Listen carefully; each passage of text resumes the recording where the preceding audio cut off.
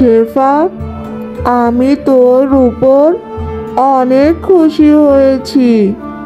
তুই সব সময় আমাকে যত্ন করেছিস, সময় মতো আমার গাছে পানি দিয়েছিস।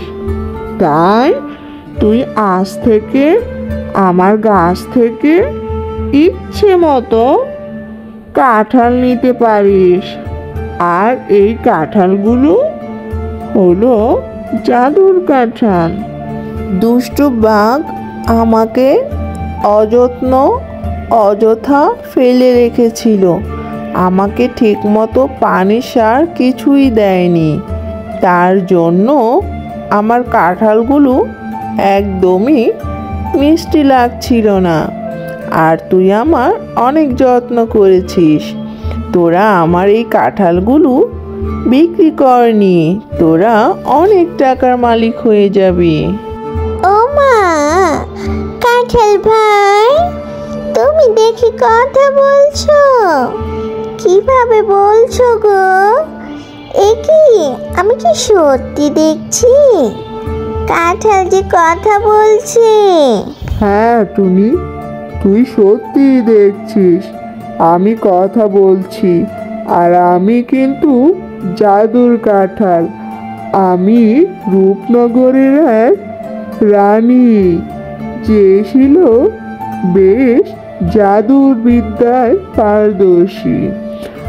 আর সেখানে আমার ছিল অনেক শত্রু, যাদের থেকে বাঁচার জন্য আমি তোর এই কাঁঠাল গাছে কাঁঠালের ভিতর আশ্রয় নিয়েছি। ও মা, রানীমা, আপনি কাঁঠালের ভিতরে কি করেন? এই গাছটা তো বাঘ মামা ছিল। এই কাঁঠালগুলো নাকি বড্ড টক লাগে, তাই এই গাছটি কেটে ফেলতে বলেছিল। কিন্তু আমি গাছটি কাটিনি, প্রতিদিন পানি দিয়েছি আর সার দিয়েছি। হ্যাঁ টুনি, আমি তোর যত্নে বড্ড খুশি হয়ে গেছি, কিন্তু আমি তোর এই কাঁঠাল থেকে বের হতে পারবো না। কারণ বের হলেই আমার শত্রুরা আমাকে মেরে ফেলবে, যা আমার স্বামী আর আমার ছেলে মেয়েদের সবাইকেই মেরে ফেলেছে ওরা। তাই আমি এই গাছ থেকে বের হতে পারবো না। ঠিক আছে রানীমা, আমার ওই যে ছোট্ট একটি কুঁড়ে ঘর, আপনি এক কাঁঠালেই থাকতে পারেন, আপনার কোনো অসুবিধা নেই। যদি কোনো সমস্যায় পড়েন তাহলে অবশ্যই আমাকে বলবেন, আমি আমার স্বামীকে ডাক দেই। ওগো, কোথায় গেলে? একবার এদিকে এসো না, এসে দেখো কি কাণ্ড হয়ে গেছে। কি হলো গিন্নি, এমন করে চিৎকার করছে কেন? বাড়িটা তো পুরো মাথায় উঠিয়ে ফেলেছো। কি এমন ঘটেছে শুনি, বলো তো। শোনো, বাঘ মামার সাথে আজকে দেখা হয়েছিল। তার যে মোটা কাঁঠাল গাছটা আছে, সেই গাছে যে কাঁঠাল ধরেছে সেগুলো শুদ্ধ কাঁঠাল গাছটা কেটে ফেলতে বলেছে। আমি বলেছি কাঁঠাল গাছটা আমাদেরকেই দিয়ে দিতে, আমরাই না হয় কাঁঠাল গাছটা যত্ন করব। কি বলো গিন্নি, ভালো বলেছি নাকি আমি? গাছ কাটা এমনিতেও ভালো না, যেটা পরিবেশের জন্য বেশ ক্ষতিকর।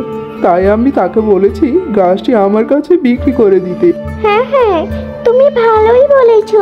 তবে দেখো কি কাণ্ড ঘটেছে কাঁঠাল গাছের সাথে। আমি তোমাদের দুজনের কথায় বেশ সন্তুষ্ট হয়েছি আর খুশি হয়েছি। শেফা, তোর জামাইকে তুই এই কাঁঠাল গাছ থেকে কাঁঠাল নিয়ে বিক্রি করতে বল, দেখবি অনেক টাকা লাভ হবে তোদের। যা, এক্ষুনি কাঁঠালগুলো নিয়ে যা বাজারে।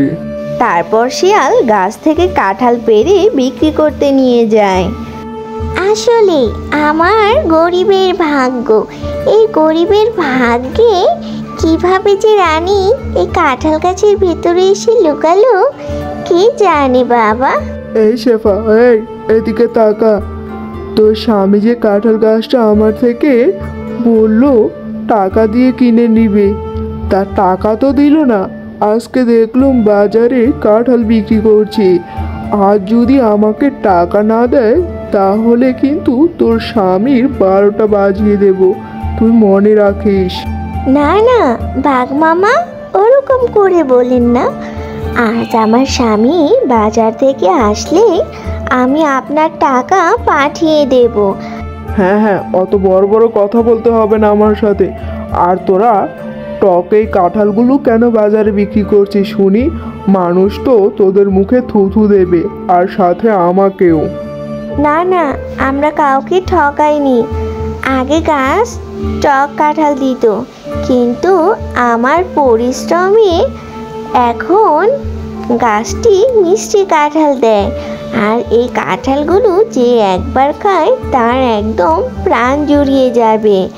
আমি নিয়মিত সব কিছুই দিতাম, তাই এখন গাছটি ভালো করে ফল দেয়।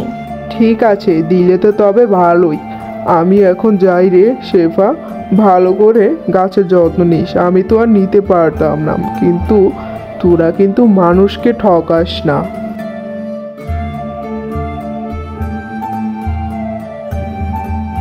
আমরা কখনোই মানুষকে ঠকাবো না। আজ মিসকে বাড়ি ফিরলেই দেখা যাবে। গিন্নি, কাঁঠালগুলো বিক্রি করে বেশ ভালোই টাকা হলো। এক কাঁঠালে প্রায় 200 টাকা লাভ হয়ে গেল। কাঁঠালগুলো একটা কাঁঠাল বাজারে নিতেই মানুষ উপচে পড়ে নিয়ে গেল। আর যে খেয়েছে সে আরও 20-25টা কাঁঠালের কথা বলে গেছে। সব কাঁঠালই নাকি তারাই নেবে এখন থেকে। সে কি বলছো?